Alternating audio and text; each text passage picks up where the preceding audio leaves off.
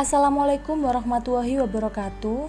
Bismillahirrahmanirrahim. Di sini kami akan mempresentasikan laporan penelitian kami dengan judul Penguatan Pengetahuan Remaja Putri untuk melakukan penanganan nyeri head atau dysmenorrhea dengan kompres hangat.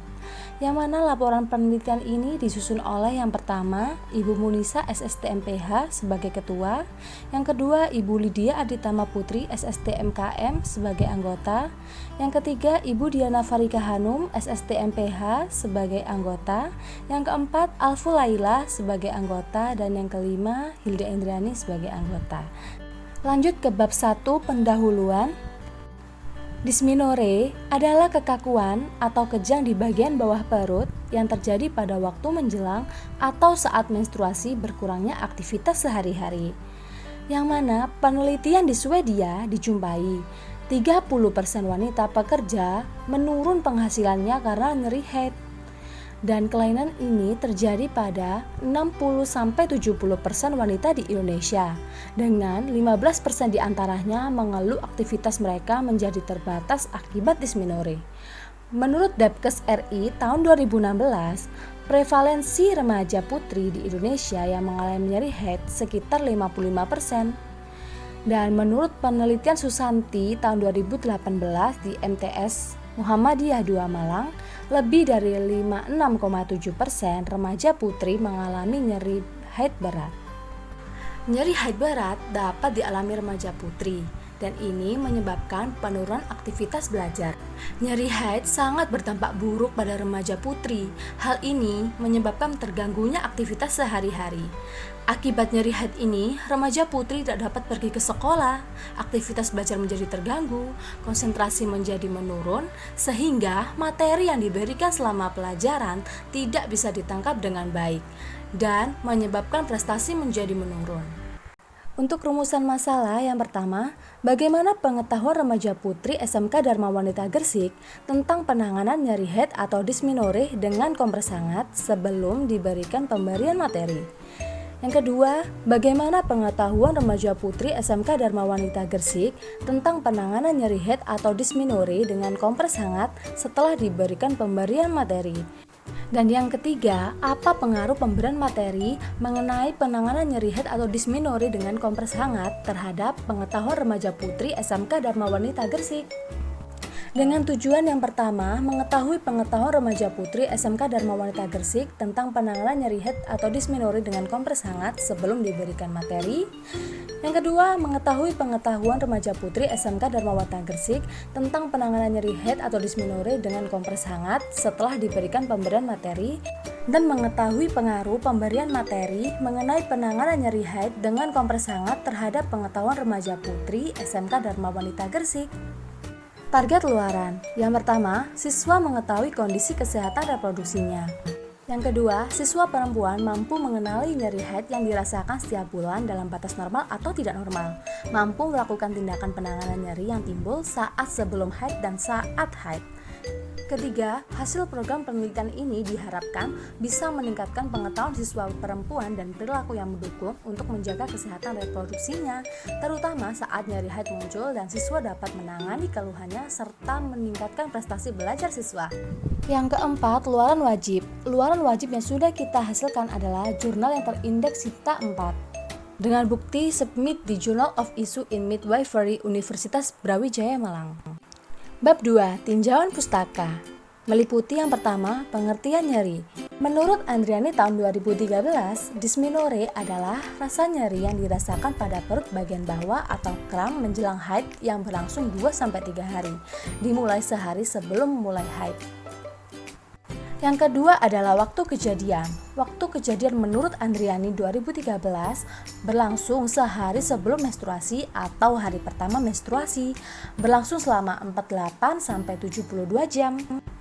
Dan yang ketiga adalah pembagian dysmenorrhea. Dysmenorrhea dibagi menjadi dua, yaitu dysmenorrhea primer dan dysmenorrhea sekunder. Keempat, ada faktor-faktor yang mempengaruhi. Antara lain yang pertama psikis, yang kedua konstitusional, yang ketiga obstruksi kanalis cervicalis, dan yang keempat ada endokrin. Selanjutnya ada gejala dysmenorrhea itu sesuai dengan jenis dysmenorrhea ya, tergantung dysmenorrhea primer atau dysmenorrhea sekunder. Kemudian penanganan dengan kompres hangat. Di sini, menurut Andriani tahun 2013, tepatkan handuk atau botol isi air hangat pada bagian punggung atau perut. Dan yang terakhir adalah pengetahuan. Pengetahuan adalah hasil dari tahu dan terjadi setelah orang melakukan penginderaan terhadap suatu objek tertentu. Masuk ke bab 3 yaitu metode penelitian. Desain penelitian yang kita gunakan adalah deskriptif analitik. Untuk populasi penelitian yaitu seluruh siswa SMK Dharma Wanita Gresik. Kita menggunakan teknik sampling, sampel random sampling, sampel sebanyak 235 siswa. Waktu penelitian pada bulan Maret sampai bulan Oktober 2020. Yang lokasinya di SMK Dharma Wanita Gresik, Jalan Arif Rahmat Hakim, Gresik. Bab 4, hasil dan pembahasan. Yang pertama yang kita bahas adalah data umum.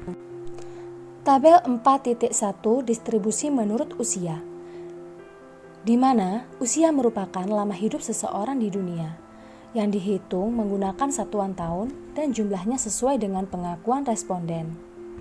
Dari hasil penelitian di SMK Dharma Wanita Gresik ini, responden yang terbanyak berusia 16 tahun, yaitu sebanyak 105 atau 44,7% siswa.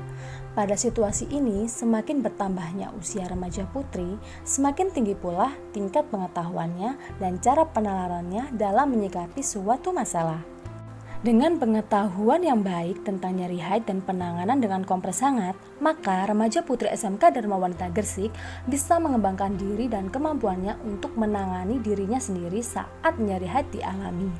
Selanjutnya, tabel 4.2 distribusi menurut kelas, di mana siswa yang kita ambil datanya untuk penelitian mayoritas atau sebagian besar adalah kelas 11 atau kelas 2 sekolah menengah kejuruan, yaitu sebesar 143 orang atau sebanyak 60,9%. Dengan adanya data tersebut, makin tinggi tingkat pendidikannya, makin tinggi pengetahuannya, dan makin memahami apa yang harus dilakukan bila mengalami nyeri haid, sehingga tidak ada keluhan lagi. Dan makin tinggi tingkat pendidikan seseorang, makin mudah menerima ide-ide dan teknologi baru. Tabel 4.3 distribusi menurut waktu menarche. Menarche adalah pertama kali datangnya menstruasi pada seorang wanita, di mana pada penelitian di SMK Dharma Wanita Gresik ini menunjukkan mayoritas usia menarche adalah di usia 12 tahun, yang mana banyak 86 responden atau sebesar 36,6% dari 235 responden yang ditunjukkan dengan tabel 4.3. Selanjutnya tabel 4.4 distribusi menurut sumber informasi. Tabel ini menunjukkan sumber informasi yang benar yang didapat remaja putri tentang menstruasi, nyeri haid, dan penanganannya dengan kompres hangat. Dari data yang ada menunjukkan sebagian besar siswa SMK Dharma Wanita Gresik pernah mendapatkan informasi yang benar tentang haid, nyeri haid, dan penanganan dengan kompres hangat sebanyak 150 atau 63,8% responden. Semakin tinggi informasi yang benar didapatkan oleh siswa, semakin tinggi pengetahuan remaja putri tentang menstruasi, nyeri haid, dan penanganannya dengan kompres hangat. Tabel 4.5 merupakan distribusi menurut kejadian dysmenorrhea, di mana kejadian dysmenorrhea pada masing-masing individu berbeda. Hasil menunjukkan 89,7% responden mengalami dysmenorrhea, sedangkan 10,3% responden tidak mengalaminya. Wanita yang sedang mengalami menstruasi tidak selalu mengalami dysmenorrhea. Dysmenorrhea bulan kemarin terjadi, bulan ini tidak mengalami dysmenorrhea. Kadang ada juga wanita yang mengalami dysmenorrhea setiap kali menstruasi. Tabel 4.6 distribusi menurut durasi haid merupakan penjelasan di mana menunjukkan durasi sebentar yang menduduki mayoritas remaja putri di SMK Dharma Wanita Gresik, yaitu sebesar 204 atau 86,8 siswa.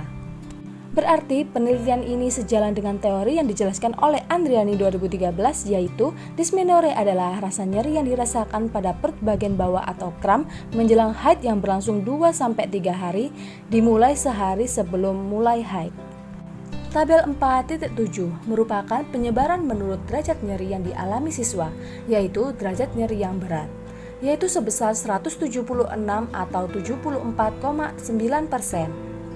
Selanjutnya adalah data khusus. Yang pertama, tabel 4.8 menjelaskan tentang pengetahuan siswa yang dilakukan saat sebelum diberikan penyuluhan, di mana menunjukkan bahwa mayoritas siswa berpengetahuan kurang tentang dysmenorrhea dan penanganannya dengan kompres hangat, yaitu sebesar 192 atau 81,7% siswa.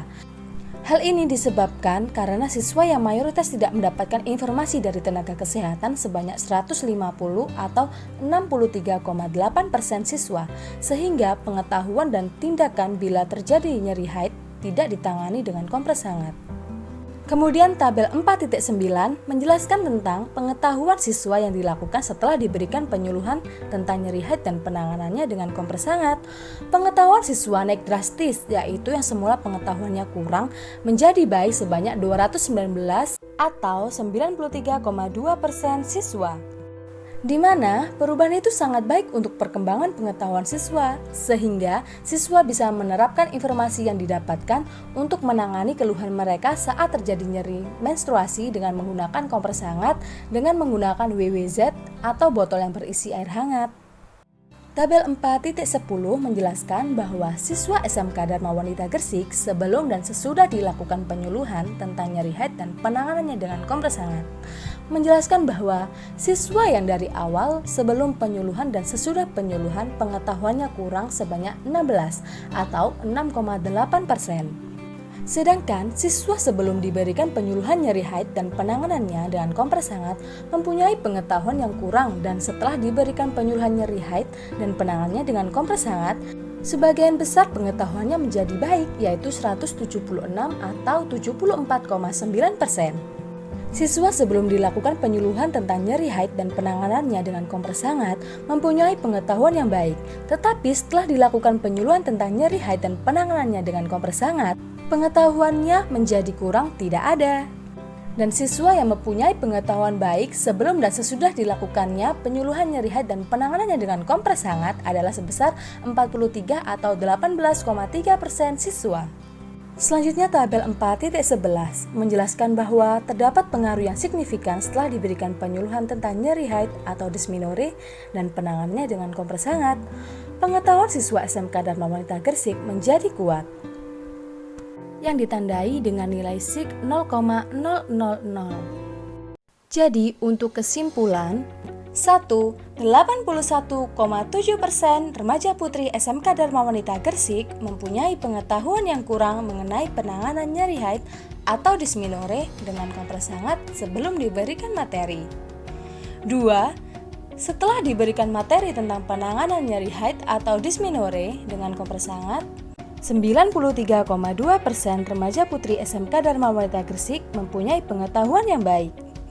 3. Pemberian materi mengenai penanganan nyeri haid dengan kompres hangat berpengaruh terhadap pengetahuan remaja putri SMK Dharma Wanita Gresik dengan nilai SIG 0,000. Sekian presentasi hasil penelitian kami. Terima kasih. Wassalamualaikum warahmatullahi wabarakatuh.